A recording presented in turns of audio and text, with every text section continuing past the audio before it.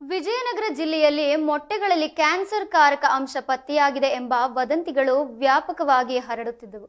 ಆದರೆ ಈ ಆರೋಪಗಳನ್ನು ಅಲ್ಲಗಳೆದ ವ್ಯಾಪಾರಸ್ಥರು ಇದು ಸತ್ಯಕ್ಕೆ ದೂರವಾಗಿದೆ ಎಂದು ಸ್ಪಷ್ಟಪಡಿಸಿದ್ದರು. ಜಿಲ್ಲೆಯ ಮೊಟ್ಟೆ ವ್ಯಾಪಾರಿಗಳು ಈ ಕುರಿತು ಪ್ರತಿಕ್ರಿಯಿಸಿ, ತಾವು ಕಳೆದ ಹಲವು ವರ್ಷಗಳಿಂದ ಮೊಟ್ಟೆಗಳನ್ನು ಮಾರಾಟ ಮಾಡುತ್ತಿದ್ದವು, ಯಾವುದೇ ಕ್ಯಾನ್ಸರ್ ಕಾರಕ ಅಂಶ ಪತ್ತೆಯಾಗಿಲ್ಲ ಎಂದು ಹೇಳಿದ್ದಾರೆ. ವ್ಯಾಪಾರಸ್ಥರು ಮಾತನಾಡಿ, ನಾವು ಮೊಟ್ಟೆಗಳನ್ನು ಅಂಗಡಿಗಳಿಗೆ, ಮನೆಗಳಿಗೆ, ಶಾಲೆಗಳಿಗೆ, ಆಸ್ಪತ್ರೆಗಳಿಗೆ ಮತ್ತು ಇತರ ಸ್ಥಳಗಳಿಗೆ ಸರಬರಾಜು ಮಾಡುತ್ತಿದ್ದೇವೆ.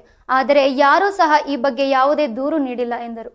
ಅವರು ಈ ರೀತಿಯ ಸುಳ್ಳು ಸುದ್ದಿಗಳಿಗೆ ಯಾರು ಕಿವಿ ಕೊಡಬಾರದು ಮತ್ತು ಇಂತಹ ವದಂತಿಗಳನ್ನು ಹಬ್ಬಿಸುವವರ ವಿರುದ್ಧ ಕಾನೂನು ಕ್ರಮ ಕೈಗೊಳ್ಳಬೇಕು ಎಂದು ಒತ್ತಾಯಿಸಿದರು.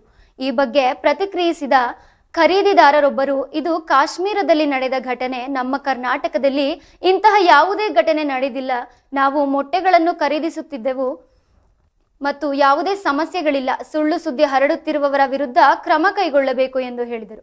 ಇದಲ್ಲದೆ ಪ್ರತಿದಿನ 20 ರಿಂದ 25 ಸಾವಿರ ಮೊಟ್ಟೆಗಳನ್ನು ಮಾರಾಟ ಮಾಡುವವರು ವ್ಯಾಪಾರಿಗಳು, ನಮಗೆ ಯಾವುದೇ ರೀತಿಯ ದೂರುಗಳು ಬಂದಿಲ್ಲ ಮತ್ತು ಇದುವರೆಗೂ ಯಾವುದೇ ಸಮಸ್ಯೆಯಾಗಿಲ್ಲ ಎಂದು ಸ್ಪಷ್ಟಪಡಿಸಿದ್ದಾರೆ. ಇಂತಹ ವದಂತಿಗಳಿಂದ ವ್ಯಾಪಾರಕ್ಕೆ ತೊಂದರೆಯಾಗುವುದಲ್ಲದೆ ಸಾರ್ವಜನಿಕರಲ್ಲಿ ಭಯದ ವಾತಾವರಣ ಸೃಷ್ಟಿಯಾಗುತ್ತದೆ ಎಂದು ವ್ಯಾಪಾರಿಗಳು ವಿಷಾದ ವ್ಯಕ್ತಪಡಿಸಿದರು.